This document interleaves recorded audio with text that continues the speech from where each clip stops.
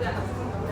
你係代表緊咩啊？5元係咪啊？5元係咪得銀色啊？只有銀色係啦。咁所以你哋代表緊咩啊？2元係啦，2元硬幣係就係淨係得銀色喎。咁有金色同銀色嘅硬幣舉手。有金色同銀色硬幣嘅舉手。你代表緊咩元啊？10元係啦。所以我哋見到有金，10元係特別啲嘅喎。佢又有金色，又有銀色。所以如果你要記住嘅話，因為10元佢係我哋頭先講嘅硬幣嘅幣值係最大㗎嘛，係咪啊？佢係幣值入面最大嗰個啊嘛，所以佢係特別啲嘅。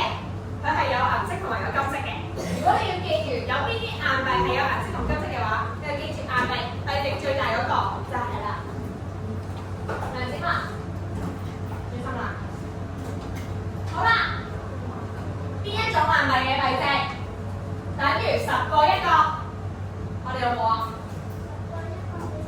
全部人一齊答啊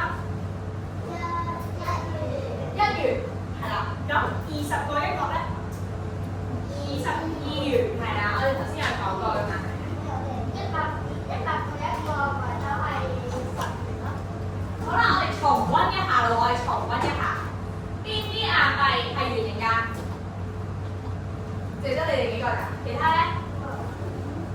有邊啲硬幣係圓形㗎？5元，仲有冇？10元。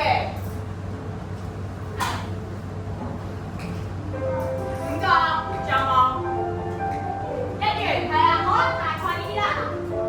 但係淨係得菠蘿形，係菠蘿形嘅硬幣，有邊兩種啊？有邊兩種？2角同埋2元，係啦。所以我哋由形狀去記嘅話，就係呢兩種啦。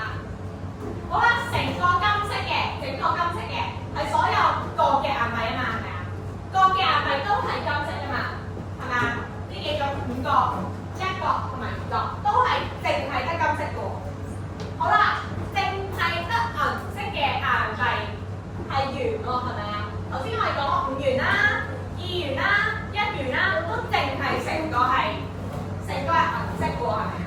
好啦，有金色同銀色，我哋講咗係邊一種硬幣話？有金色同銀色。梁子文你答，有金色同埋銀色嘅硬幣係邊一種啊？係啦，10元。好啦，專心啦，10元硬幣喎，佢嘅幣值係咩話？